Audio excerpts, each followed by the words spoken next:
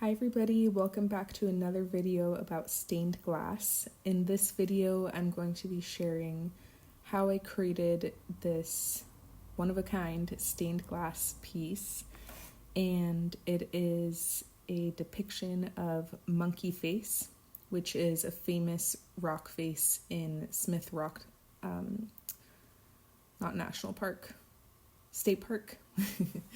And it's really famous for rock climbers. And I haven't actually climbed Monkey Face myself.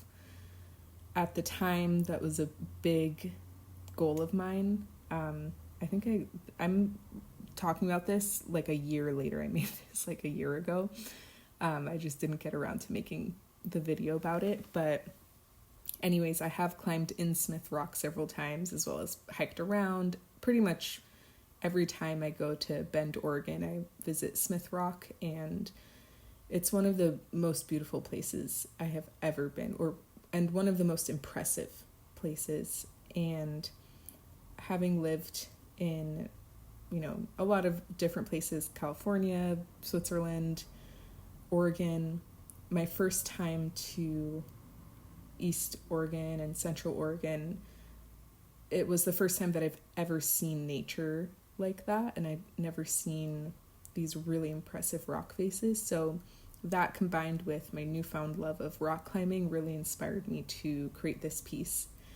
And every time I go there, I always see people climbing it, and it's just the most amazing thing. So it's this freestanding giant rock pillar, and it's connected to absolutely nothing except for the floor, the ground, and it's just wild. So anyways, that's what this is about, and here I am sticking on the stickers from my design, which I had printed out with the silhouette cutter.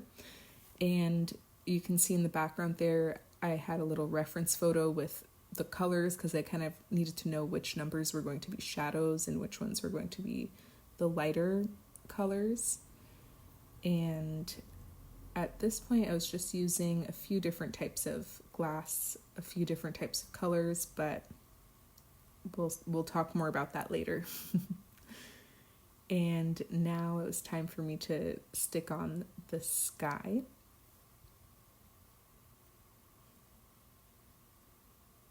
And oh my gosh, a lot of this glass actually came from my former boss.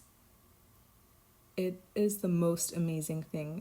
I told her that I had a new stained glass hobby, and she was like, "Oh, I used to do that, but I haven't in so long." And she eventually just gifted me 2 buckets of glass. And so if you do stained glass, you know how big of a deal that is, because stained glass is really expensive. And it was glass that I hadn't been able to find in the local glass shop, because it was from years ago and different glass shops. And so that blue was one of the colors she gave me, and it's just the perfect sky blue. And I'm just so grateful. I mean, I can't believe the supply she gave me. She gave me all of her lead, all of her glass. She's like, it's been sitting in the garage for like 10 years. That being said, though, oh wait, before I tell you that, here we go with the first cut. I was really stressed out.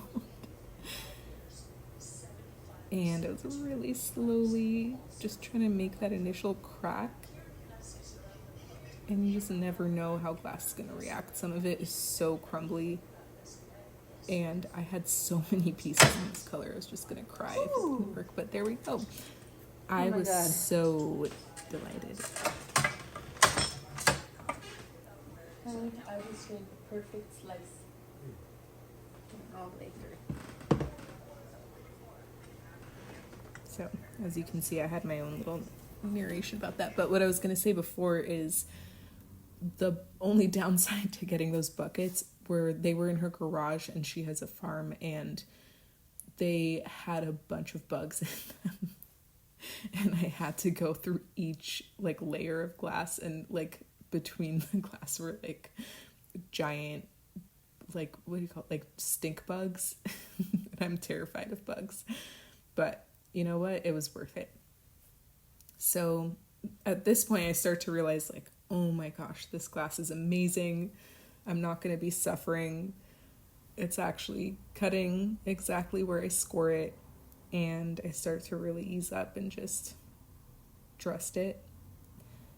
And I also switched to my little maker cutter. And that is the mini one. It's the small one. And that is another upgrade that really made a huge difference, because this video is 27 minutes long and that was cut down from over 150 minutes of footage. So I'm sorry if you hate like the fast stuff, but it's just really hard to fit in the process. But the point being, it took months to create this, and it takes so long, and you're cutting a lot for, what is it? I think it was over, well, I see the number 73 there, so like almost 100 pieces. And my wrist, my back can really start hurting if I'm only using the classic pencil cutter. So being able to sit down and just pull that little maker cutter along is really helpful. And being able to switch between the two is even better. So I really appreciate having both of those, and I think that was a good investment, because I think at the time this was my biggest piece that I had created. So I was doing a lot of cutting. It took many, many days. And here I just want to show that I had purchased some little acrylic organizers to organize the colors of my scraps, because A, I want to make mosaics, and B, you can always reuse those for smaller pieces. But while I did make some mosaics, I'm very glad that I didn't throw away those scraps, because I ended up selling all of my scraps from my last pieces, and I got like $225 for just my scraps, which I was basically not really going to use again. So even if you're not sure if you're going to use your scraps, go ahead and keep them, and there might be a local mosaic artist in your town who would really appreciate them and be happy to pay for them, because it's still cheaper than like going out and buying the glass. And that 220-ish bucks then let me purchase a dollhouse. Well, I purchased it the day before, and I was like, okay, I have to get rid of something if I'm going to get a big 3-story dollhouse. So I ended up selling those scraps, and I was like, boom, dollhouse was 170. I got 220, so that's dollhouse money right there. So anyways, keep your scraps even if you're not going to use them, and then see if you can sell them. So here I am grinding the glass, and I'm just starting off in normal speed. So I would say this right here is the main reason why I haven't been doing stained glass anymore. Grinding is it's just such a drag, honestly. And as you can see, I love to make things terrible for myself. Like, who designs a piece with little jagged inward edges like that? But I do just think when you make things hard on yourself in terms of those design choices, the results reflect that. Like, if you're trying to make things super easy for yourself, and so you're only ever doing designs of straight lines and like really easy to cut curves, it just kind of shows in the end product. So I think it's worth it sometimes to take the harder route, so that in the end you have a piece that you're really proud of. And specifically with those really random kind of curves, I feel like they make things look more organic. And as you can see, I try to get as much as I can with the big grinder, which I have on right there. But later, and I didn't videotape this, I have a grinder that is much, much smaller, and then that can dig into those little crevices. But I do think, as much as I really don't like grinding, I don't let that deter me from making a piece that requires a lot of grinding, a lot of intricate grinding, and also it's very loud. It's like having a machine that just like, I didn't play it here, but it's super loud. Takes a long time. Requires a lot of patience. So anyways, at this point I was starting to put together the pieces that I was grinding and just making sure they fit before I take off those stickers, and just kind of see how things fit together. And I was pretty much just going off of a picture I'd taken of where the numbers go, and then I was like, oh, I'll figure it out. I probably should have had a little template to put it on, but it worked out in the end.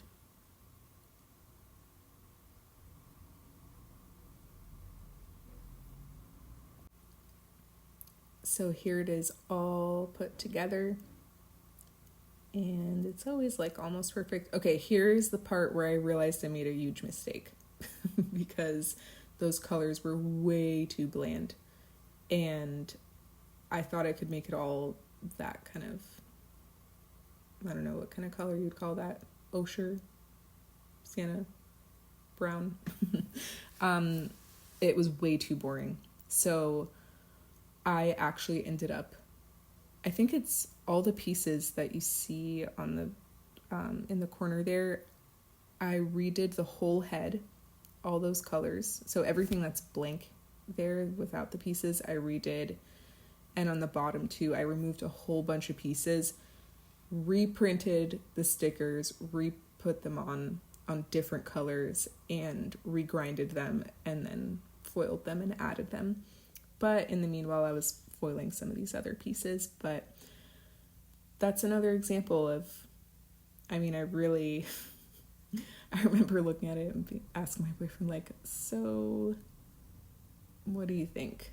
Do I have to redo this? And it's like it looked fine enough, but I'm really glad I took the time to redo everything, because now I just love looking at this piece, and it's so interesting, and it has so many different colors, and it's even more realistic, and it's actually more true to what Smith Rock monkey face looks like.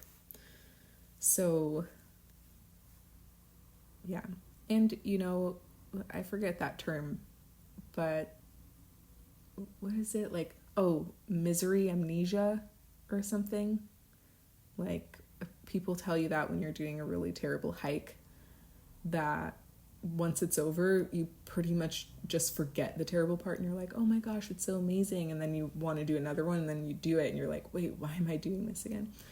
But I have that, like, I don't even remember how difficult it was. But so anyways, you can now see the head is a darker red, and I think I actually went out and purchased that glass, and then I added a bunch of different textures to the bottom in between there, so it's just a whole different set of colors, and it looks way more interesting. And here I'm just making sure everything's perfectly in its place and centered before I tape it up.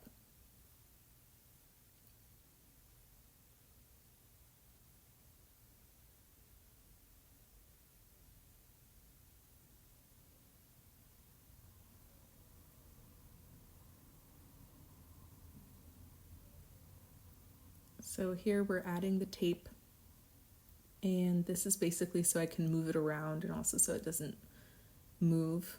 So once I have all the tape on, I can flip it over and get started with soldering.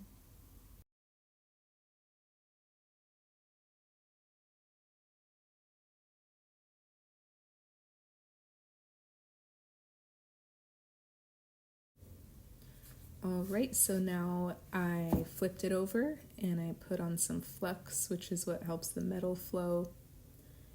And it must have been like 1 a.m. Once you're in that end zone, you're like, I just have to get this done. So I also always underestimate how long it takes to solder. And I think, oh, I'll just solder this. Oh, you know what? Actually, it looks like in this video, I already soldered the other side. you can see the metal coming through. So here I am doing the other side after I soldered one side already. So yeah, it takes, I don't actually even know how long it took. I'm not really paying attention to the time when I'm doing this, but I probably got to bed at like 2.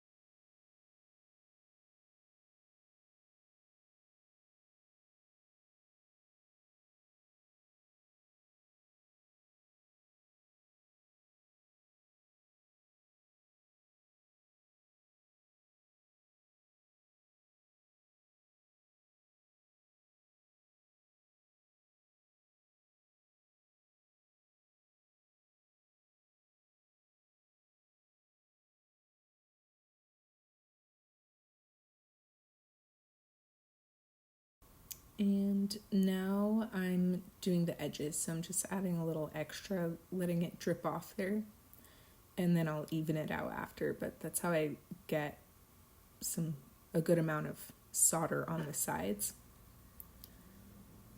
And then I stand it up and even it out. So here I had finished soldering, and now I'm doing the patina. I think I cut out the part by accident where I was pouring it on initially, but you'll see it on the other side. So I did a black patina.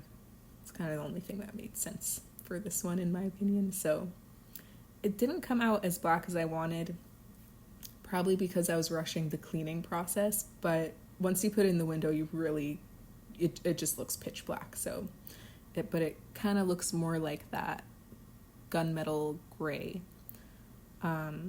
But you know what? It's okay. And just giving it a final wipe down.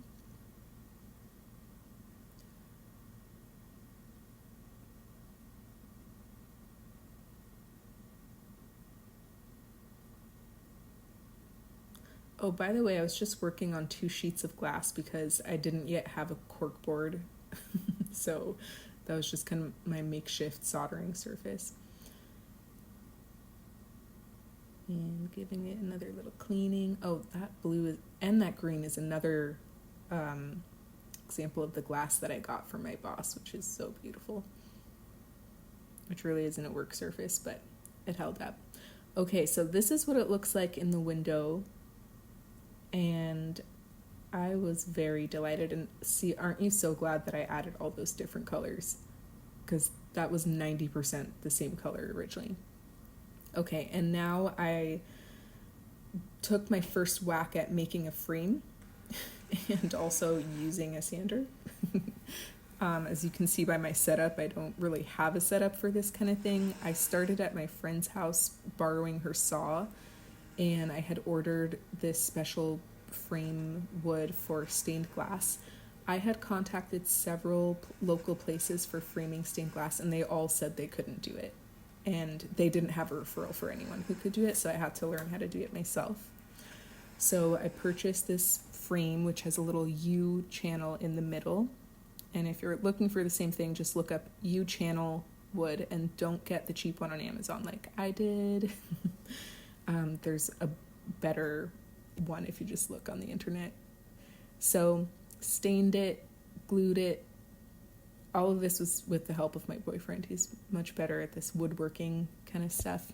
And so delighted with how it looks. And that's kind of the evening light. Oh, I also framed that other piece that I had made. I made another video about that one. And the edges were super uneven, but it looks so good in the end. So that's what it looks like with some chains added, some hooks added. Thanks for watching.